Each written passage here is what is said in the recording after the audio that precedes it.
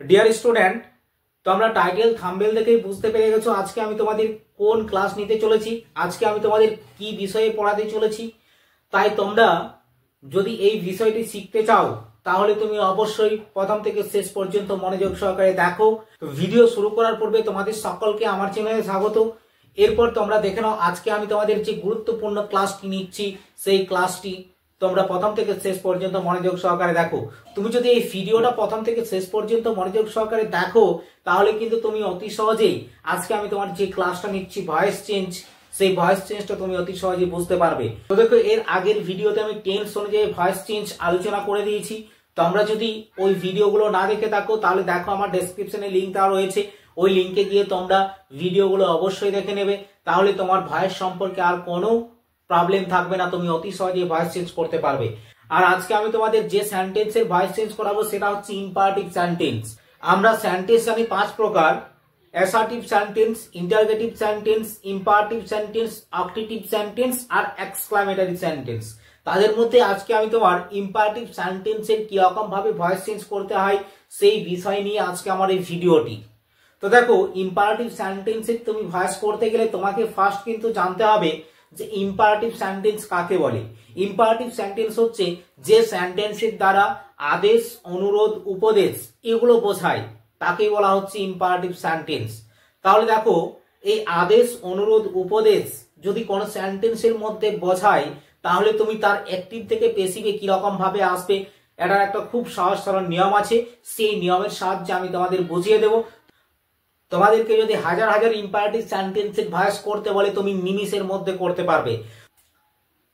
এখানে তোমরা বোর্ডের মধ্যে দেখতে পাচ্ছ যে আজকে আমি তোমাদের ইম্পারেটিভ সেন্টেন্সের যে ভয়েসের রুলস রয়েছে, অ্যাক্টিভ প্যাসিভ, সেই বিষয় নিয়ে আজকে আলোচনা করব এবং তোমাদেরকে উদাহরণের সাহায্যে আমি খুব সহজ সরল ভাবে বুঝিয়ে দেব। তো দেখো, এখানে তোমার ইম্পারেটিভ সেন্টেন্সের যে অ্যাক্টিভ ফরম্যাটটা হয় সেটা হচ্ছে ভার্ব এবং অবজেক্ট, অর্থাৎ প্রথমে সেন্টেন্সের প্রথমেই ভার্ব দিয়ে সেন্টেন্সটা শুরু হবে এবং শেষে একটা অবজেক্ট থাকবে। তাহলে ভার্ব এবং অবজেক্ট রয়েছে। এই ফরম্যাটটাকে তুমি যখন প্যাসিভে করবে তখন তোমার লেট প্রথমে দিতে হবে, তারপরে অবজেক্টটা দিতে হবে, তারপরে বি দিতে হবে, তারপরে ভার্বের 3 নাম্বার রূপ দিতে হবে। তুমি যদি এই নিয়মটা মনে রাখতে না পারো তাহলে তুমি নিচের নিয়মটা মনে রেখে কিন্তু অতি সহজে করতে পারবে অ্যাক্টিভ থেকে প্যাসিভে। তো দেখো, নিচের নিয়মটা তোমার কি রকম না, ইউ আর রিকোয়েস্টেড টু দিয়ে তোমার অ্যাক্টিভ ফর্মে যা লেখা রয়েছে সেই পার্টটাই তোমাকে এখানে তুলে দিতে হবে। তাহলে দেখো, এখানে তোমার ইউ আর রিকোয়েস্টেড টু এই পার্টটা তোমাকে মনে রাখতে হবে এবং অ্যাক্টিভ ফর্মে তোমার যে পার্টটি রয়েছে সেই পার্টটি তারপর তুলে দিতে হচ্ছে। তাহলে দেখো, অতি সহজে তোমরা কিরকম ভাবে অ্যাক্টিভ থেকে প্যাসিভে করতে পারবে। আর তুমি অ্যাক্টিভ থেকে প্যাসিভে করতে হলে তুমি উপরের নিয়মটিও ব্যবহার করতে পারো অথবা নিচের নিয়মটিও ব্যবহার করতে পারো। তো আমার যেটা মনে হয় তোমরা অতি সহজে এই নিয়মটির মাধ্যমে করতে পারবে। কেননা দেখো, উপরের যে নিয়মটি রয়েছে অনেক সময় কিছু কিছু সেন্টেন্স দেওয়া থাকে ইম্পারেটিভ সেন্টেন্সের, সেই সব সেন্টেন্সের ক্ষেত্রে তুমি প্রবলেমে পড়তে পারো। তো দেখো, এখন আমি তোমাদের উদাহরণের সাহায্যে বুঝিয়ে দিচ্ছি কিরকম ভাবে তুমি অ্যাক্টিভ থেকে প্যাসিভে আসবে। দেখো, এখানে দেখতে পাচ্ছ অবে ইওর প্যারেন্টস রয়েছে। তাহলে অবে ইওর প্যারেন্টস, অবেটাকে আমরা কি বলবো, ভার্ব বলবো, আর ইওর প্যারেন্টসটাকে বলা হবে অবজেক্ট। তাহলে দেখো, এটা তুমি এই নিয়মের মাধ্যমেও করতে পারো অথবা এই নিয়মের মাধ্যমেও করতে পারো। তাহলে তোমাকে আমি এই যে দ্বিতীয় যে নিয়মটা বললাম ইউ আর রিকোয়েস্টেড টু, এই নিয়মের মাধ্যমে এটা শিখিয়ে দিচ্ছি। তাহলে দেখো, এখানে তুমি কিরকম ভাবে করবে, you are requested,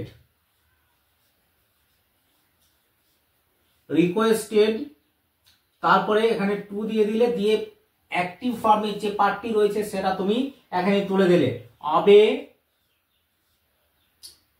your parents,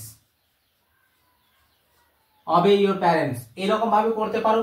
অথবা তোমার এই যে দ্বিতীয় যে নিয়মটি রয়েছে লেট, তারপরে অবজেক্ট, তারপরে বি, তারপরে ভার্বের 3 নাম্বার রূপ, মানে এখানে তুমি প্রথমে লিখতে পারো আর, অথবা দেখো দ্বিতীয় যে নিয়মটা রয়েছে সেই নিয়মটার মাধ্যমে তুমি কিরকম ভাবে করবে, প্রথমে তুমি দিয়ে দিলে লেট, তারপরে ইওর প্যারেন্টস, অর্থাৎ অবজেক্টটা তুমি এখানে তুলে দিলে, লেট ইওর প্যারেন্টস, তারপরে তোমার অবজেক্টের উপরে বি দিতে বলেছে, তারপরে ভার্বের 3 নাম্বার রূপ অবেড। তাহলে দেখো, আমরা এই নিয়মের মাধ্যমেও করতে পারি অথবা এই নিয়মের মাধ্যমেও করতে পারি। ভয়েস চেঞ্জ কিন্তু অতি সহজে হয়ে যাচ্ছে। তাহলে তোমাকে এই অ্যাক্টিভ প্যাসিভের রুলসটা কিন্তু ভালো করে মনে রাখতে হবে, তবেই তুমি এটা অতি সহজে সমাধান করতে পারবে। এরপর দেখো পরের যে সেন্টেন্সটি আমি তোমাদের দিয়েছি, do not love at the blind, অন্ধ মানুষকে দেখে হেসো না। তাহলে এই যে ডু নট লাভ অ্যাট এটাকে আমরা ভার্ব বলবো, আর দ্য ব্লাইন্ড এটাকে আমরা বলবো অবজেক্ট। তাহলে এটা তুমি কিরকম ভাবে করবে, এখানে দেখো এই যে অর দিয়ে আমি তোমাকে যে নিয়মটা দিয়েছি এই নিয়মটাও তুমি করতে পারো, অথবা লেট দিয়েও তুমি এটাকে শুরু করতে পারো। তাহলে এখানে তুমি এরকম ভাবে করতে পারো, ইউ আর রিকোয়েস্টেড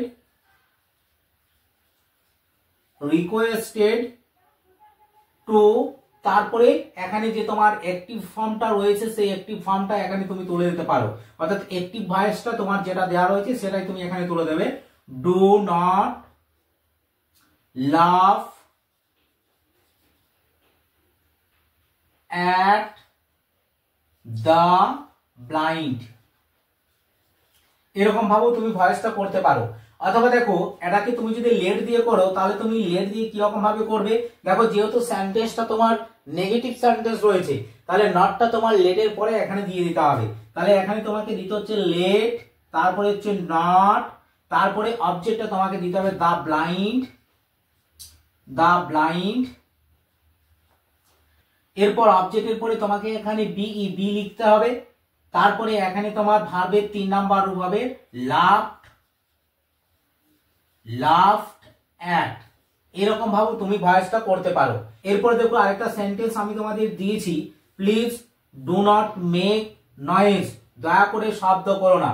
তো দেখো এখানে তুমি যদি অ্যাক্টিভ ফর্মে প্লিজ ওয়ার্ডটি দেখতে পাও তাহলে তুমি অবশ্যই সেকেন্ড ফরম্যাট অনুযায়ী করবে, ইউ আর রিকোয়েস্টেড টু, তারপরে এখানে দেখো এই ডু নট এর পর থেকে তোমার পুরো পার্টটা তুলে দিতে হবে। তাহলে এখানে প্লিজের জায়গাতে তোমাকে লিখতে হচ্ছে ইউ আর রিকোয়েস্টেড টু, তাহলে এখানে তুমি প্রথমে লিখবে ইউ আর রিকোয়েস্টেড টু, তাহলে প্লিজের জায়গাতে হয়ে গেল ইউ আর রিকোয়েস্টেড টু, তারপরে প্লিজের পর থেকে যেটা দেওয়া রয়েছে সেটা তোমাকে এখানে তুলে দিতে হবে, do not make a noise, তো দেখো এখানে এই যে সেন্টেন্সটা আমি তোমাদের বললাম শেষেরটা যেটা প্লিজ দিয়ে আমি তোমাদেরকে অ্যাক্টিভ থেকে প্যাসিভটা দেখালাম, এটা কিন্তু তুমি লেট দিয়ে করতে পারবে না।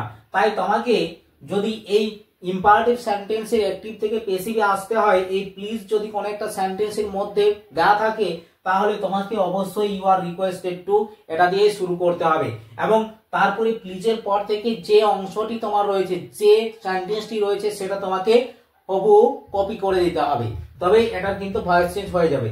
তো দেখো এখানে আমরা এই যে ইউ আর রিকোয়েস্টেড টু এই বিষয়টি অ্যাপ্লাই করে আমরা কিন্তু সব ভয়েস গুলো করতে পারি।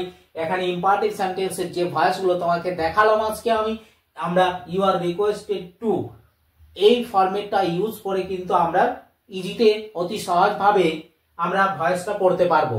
তাই তোমাকে দেখো এই যে প্যাসিভ ফর্মের যে ফার্স্ট যে নিয়মটা আমি বললাম, লেট অবজেক্ট বি আর ভার্বের 3 নাম্বার রূপ, এই ফরম্যাটটা তুমি যদি মনে নাও রাখো তাহলেও কিন্তু তুমি অতি সহজে ভয়েসটা করতে পারবে। ইউ আর রিকোয়েস্টেড টু, তারপরে অ্যাক্টিভ ফর্ম যেটা থাকবে সেই অংশটা তোমাকে তুলে দিতে হবে। এই সেকেন্ড ফরম্যাটটা তুমি মনে রেখে অতি সহজে ইম্পারেটিভ সেন্টেন্সের প্রত্যেকটা ভয়েস চেঞ্জ তুমি করতে পারবে, অর্থাৎ অ্যাক্টিভ থেকে প্যাসিভে তুমি আসতে পারবে।